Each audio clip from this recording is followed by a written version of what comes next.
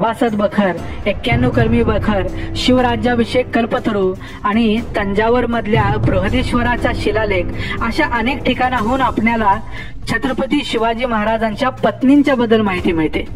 मग कित्येकांना प्रश्न पडतो की शिवाजी महाराजांना 8 पत्नी कशा असतील तर त्या का आणि एवढी लग्ने करायची खरंच गरज काय होती वगैरे वगैरे। पण 20व्या आणि 21व्या शतकातील मूल्यानुसार 17व्या शतकातील सामाजिक आणि राजकीय गोष्टींची उकल होत नाही। तर आपण आजच्या या व्हिडिओमध्ये जाणून घेऊया शिवाजी महाराजांच्या 8 पत्नींचा इतिहास आणि ती लग्ने करण्यामागच्या कारणांच्या बद्दल। पत्नी म्हणून शिवाजी महाराजांच्या आयुष्यात आलेली पहिली स्त्री म्हणजे सईबाई। सईबाईंचा जन्म 1633 मधला, म्हणजे शिवाजी महाराजांच्या नंतर 3 वर्षांचा। दोघांच्या मध्ये असलेलं हे थोडंसं अंतर आणि 1641 साली झालेला विवाह यामुळे शिवाजी महाराजांची पहिली सखी म्हणजे सईबाई असं म्हणता येईल। दोघेही लहान असल्यापासून एकमेकांच्या बरोबर असल्याने त्यांच्यातील नातं देखील विशेष प्रेमाचं असं होतं। सईबाई या फलटणच्या मुधोजी निंबाळकर यांच्या कन्या। फलटणचे निंबाळकर आणि भोसले यांच्यात यापूर्वीही लग्न संबंध झाले होते। जिजाऊंची आई देखील फलटणच्या निंबाळकर घराण्यातली होती, त्यामुळे आपल्या मुलाला मुलगी पाहताना त्यांच्या डोळ्यासमोर आली सईबाई। सईबाईंच्या पासून महाराजांना 3 मुली झाल्या, सखुबाई, रानूबाई आणि अंबिकाबाई, आणि एक मुलगा म्हणजे छत्रपती संभाजी महाराज, ज्यांनी पुढे इतिहासाच्या पानावर सुवर्ण अक्षरांनी आपलं नाव कोरलं।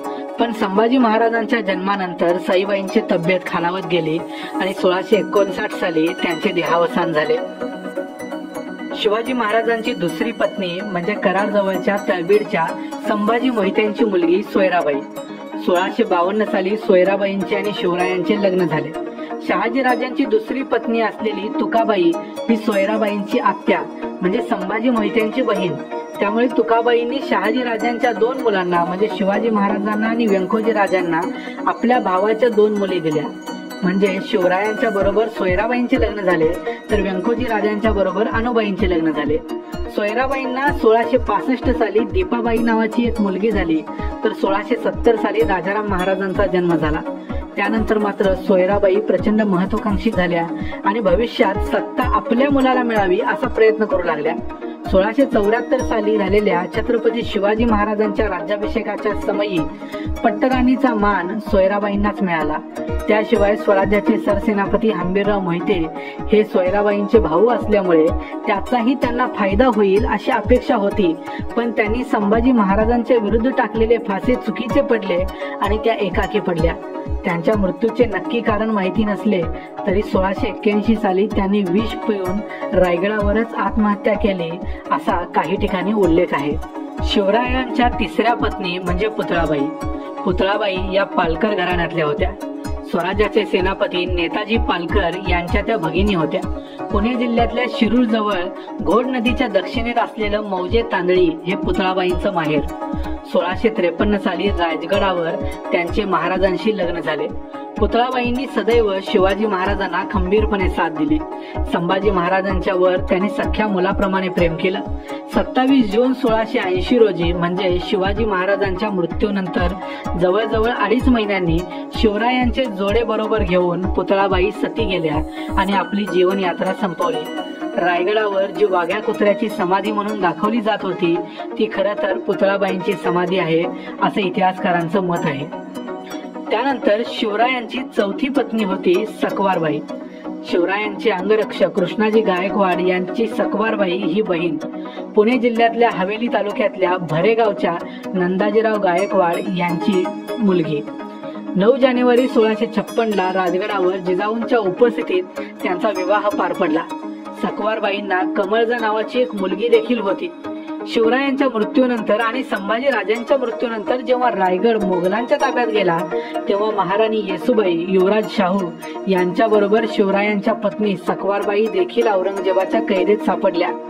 पुढे औरंगजेबाच्या कैदेतच त्यांचा मृत्यू झाला, त्यामुळे त्यांच्या मृत्यूचे नक्की कारण किंवा त्यांची समाधी यांच्याबद्दल कुठलीच माहिती उपलब्ध नाही।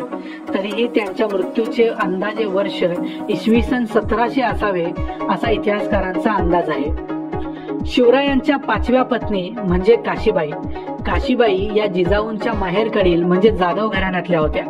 जिजाऊंचे भाऊ अचलोजी यांची काशीबाई ही नात, कारण अचलोजींचे पुत्र म्हणजे काशीबाईंचे वडील संताजी हे स्वराज्याच्या कामी कनकगिरीच्या वेढ्यात शिवरायांचे भाऊ संभाजीराजे यांच्या बरोबर ठार झाले होते। त्यांचीच मुलगी काशीबाई हिला जिजाऊंनी आपली सून करून घेतले। काशीबाईंचे कुटुंब नेहमीच स्वराज्याच्या सेवेत राहिले। अफजल खानाच्या वधाच्या वेळी शंभूसिंह जाधव म्हणजे काशीबाईंचे बंधू हे देखील महाराजांच्या बरोबर होते। शिवाजी महाराजांच्या राज्याभिषेकाच्या अगोदर काही दिवस म्हणजे 16 मार्च 1674 रोजी काशीबाईंचा रायगडावर मृत्यू झाला।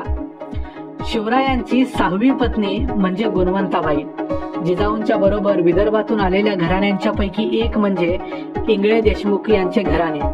शिवाजी इंगळे हे गुणवंताबाईंचे वडील। शिवाजी महाराजांच्या सर्वात पहिल्या खळद बेलसर इथल्या लढाईपासून इंगळे घराणे नेहमी सर्व लढायात अग्रेसर राहिले। गुणवंताबाईंचे बंधू काथाजी इंगळे हे प्रतापगडावर अफजल वधाच्या प्रसंगी शिवाजी महाराजांच्या बरोबर असणाऱ्या 10 अंगरक्षकांच्या पैकी एक होते।